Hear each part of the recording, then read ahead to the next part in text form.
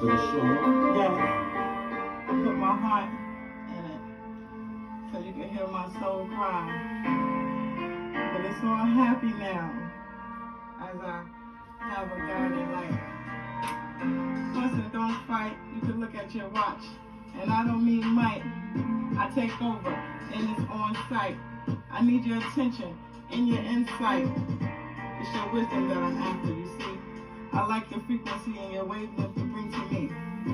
It's all love, it's a sacred secrecy, but I tell my words only when I hear your heartbeat.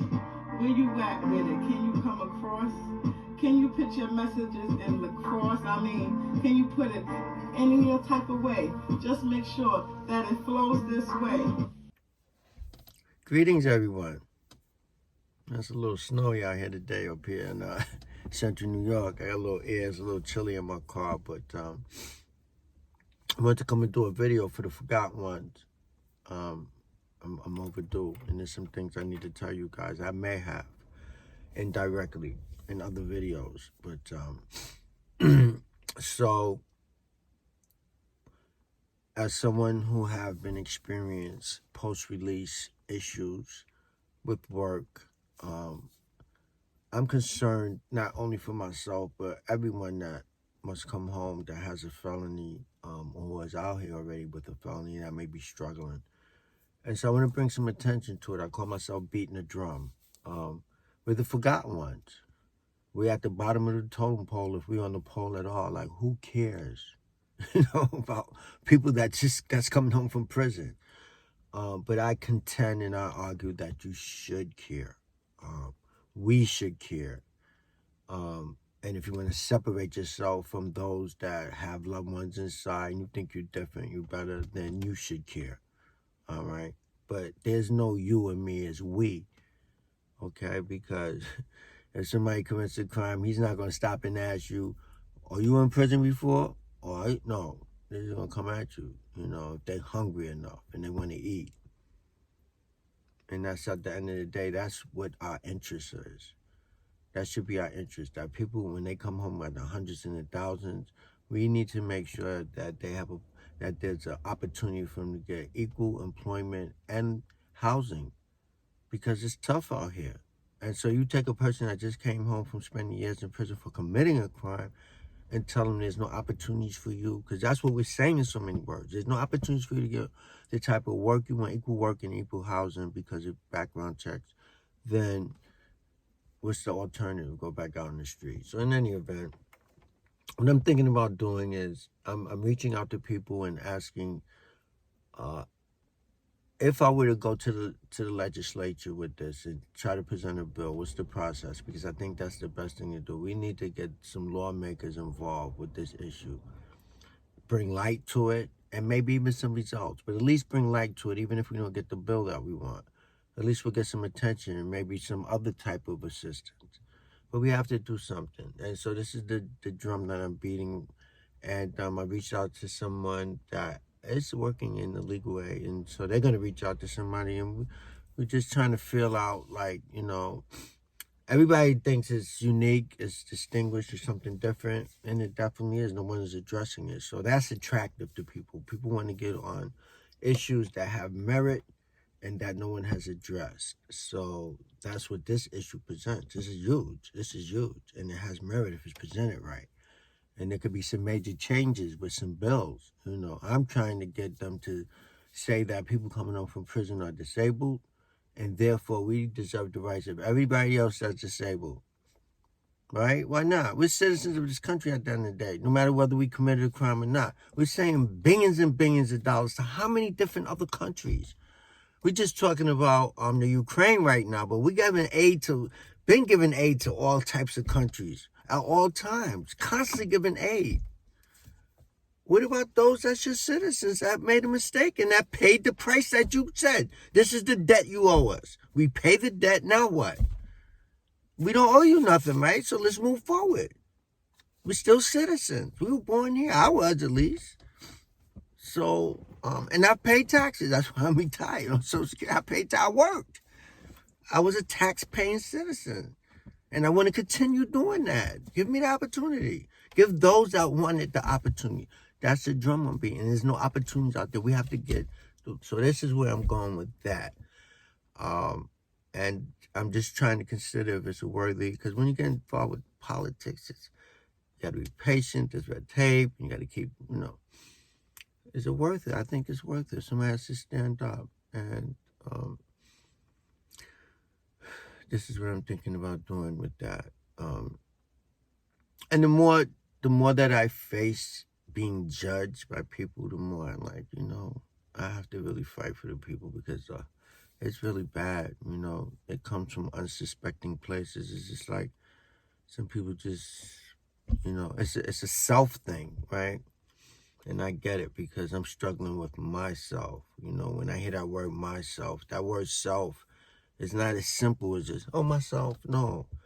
When you look at the word the self in a different perspective, as being the controlling voice in your head, the one that tries to tempt you to do wrong and to enjoy yourself and do all the pleasurable things, that self, that's the one I'm talking about. That's the one that has to get under control, because he's out of control in each and every one of us. Man, just look at a community. It's all about that self, the one that just wants to be lazy, enjoy life to the best ability at whatever cost. Even at the cost of being irresponsible to our families, to our communities, to our neighborhoods, to our loved ones, to our friends. There's a certain irresponsibility that's going on. No one is standing up. No one wants to stand up. I'm not just going to say no one. Not enough, because there's strength in numbers, and we don't have that strength because we don't have the numbers, right, for anything. So we bringing the forgotten ones back out into this world. What? Post-COVID. Well, not really post, but post the price hikes, right? So they're coming out into an economic strap world where we're suffering, and we already established, or whoever's out there, people more established than me that's been working or whatever, we're struggling. We got a person coming out, so we have to be aware of that. And we're aware of that, then we can brace for it, and we can find a plan to solve that problem at some point. It has to be addressed accordingly, And, they're coming out to just a world of COVID and price hikes, and it's hard to find a place to live now. The apartments are scarce, and plenty of jobs, though, but the background check, depending on the type of crime, whatever. There's plenty of jobs out there, and there's some compromise that probably be made, so that shouldn't be a problem. Might not be exactly what they want to do, but the work should be there. But we have to develop the attitude in them and let them know, listen, you have to be patient with work. You have to be patient. You're going to get paid once every 2 weeks, possibly. Once a week would be good, but once every 2 weeks, that means you got to budget your money. You got to make sure you have enough money to get from 1 2 week pay period to the next. It means sacrifice from doing all the things you may want to do and not need to do. You might want to catch up and party, and that will come in time. But it's more about being responsible today. Something that, I wasn't totally responsible. I was irresponsible, period. Or I wouldn't have ended up in the situation I was in. So for a change, I want to be responsible, make the responsible choices first. No matter how much I don't like it, no matter how much unpleasurable it is, I want to do it, and then enjoy myself after if I can. With it on my conscience that way, you took care of your business first, and then I could feel good about that. Not get my head right and get all partying, and then when the smoke clearing, my money, that little money's going to be, wow, you didn't even take care of your business, man, and whatever that may be. So this is what we want to instill into the people coming home, or to our loved ones, our friends and family is coming home, that whatever you was doing before, you want to think in terms of doing the complete opposite this time, because it didn't work. You have to accept that. There's no other way to do this but the right way. Please don't come home thinking, oh, I just made a mistake, I got caught, and I won't get caught this time, I won't make a mistake. No, that is some stinking thinking, and it's close to insanity.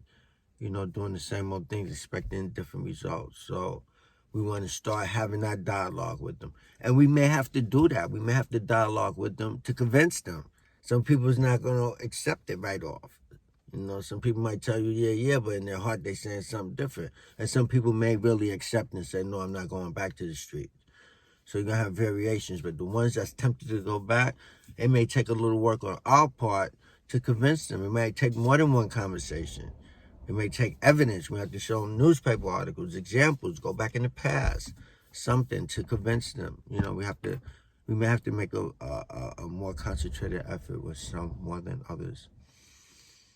So if you have loved ones coming home soon, just communicate with them. Communication is very important.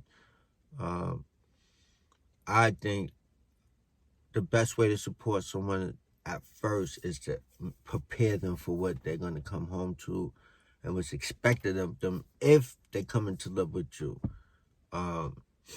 Because it's psychological for those of us to coming home. You know, we don't want to be in a prison type setting no more, where we feel like we're trapped and locked in and can't do what we want to do. So we have to be careful with our loved ones with that, because they're going to run from it. Most people are going to run from it. On top of the fact that they have post-release or parole. If they didn't max out and they still have time on paper and they have to go to parole or post-release, that's another thing. That means a curfew. So it's a period of time that unfortunately we have to get through, and many of us don't. A lot of us don't, or some of us don't. They're not trying to violate you no more quickly for that. You get 2 or 3 shots, but if you keep playing yourself, they will put you back in if you keep violating the curfew. But you just have to tell them, be patient. If you do the right thing, they're going to watch you for a while. They do the right thing, 6 months, maybe 9 months, they'll take the curfew away from you. But you have to do the right thing. You can't be lying to them. You can't be breaking curfew, no dirty urines. Other than, you can smoke marijuana now on parole, but all those other drugs don't come out dirty for that. And then you'll be able to get the things that you want. No parole, you know, going outside the city, you know, him or her giving you space and not really crowding, that type of stuff. So this type of stuff we have to share with our loved ones. Okay, I'm going to keep the video short. Tonight I'm doing my Zoom reading, which is connected. I know it's Easter. Oh, happy Easter for those. I'm sorry for those that's into that. I know it's Easter Sunday, but tonight at 7, I will be on Theforgottenones live tonight, actually, 7 o'clock, as well as a Zoom meeting, if you want to go that way. So I'm going to be coming back frequently. I also check out me on Yakarious on the YouTube channel, as well as Reality Speaks on YouTube channel. So with that, I'm going to keep it short, hopefully, and thanks for listening. Thanks for viewing, and you guys, you have a nice day. Peace.